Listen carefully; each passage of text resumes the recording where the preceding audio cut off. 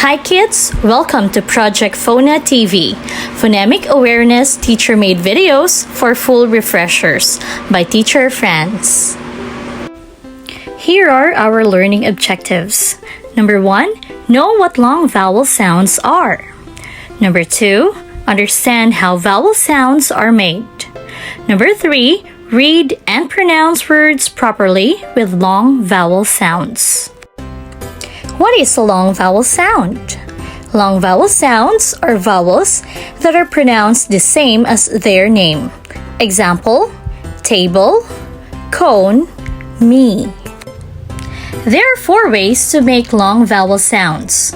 First, vowels at the end of a syllable make the long sound. Second, silent E makes the previous vowel long. Third one, vowel teams can make the sound long. And lastly, I or O can be long when they come before 2 consonants. Here are words with long E sounds.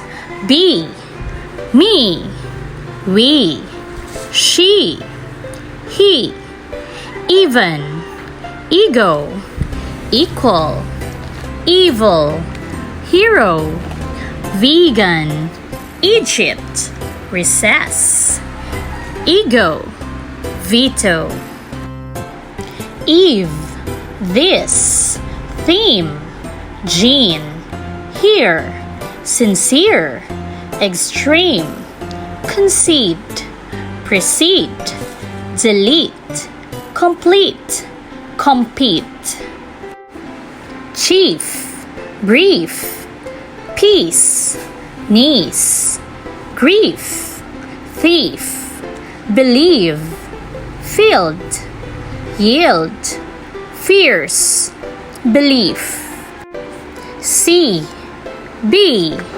feed, meet, seem, feet, free, 3, speech, need, green, sweet, beef, keep, seek, teen, geese, teeth, eat, see, pea, tea, meat, steal, week, beach, team, bleed, tease, beat, bean, meal, leash, least, please, wreath, ceiling, either, conceit, receipt, deceive, protein, caffeine, key,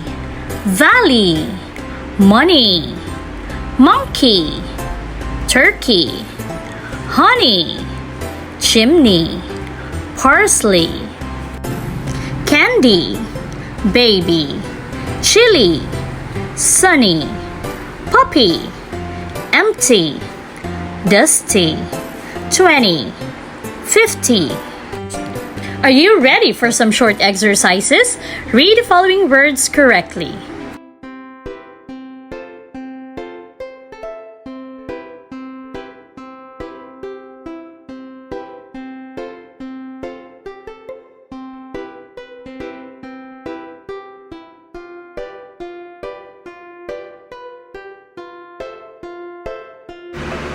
Good job today, kids!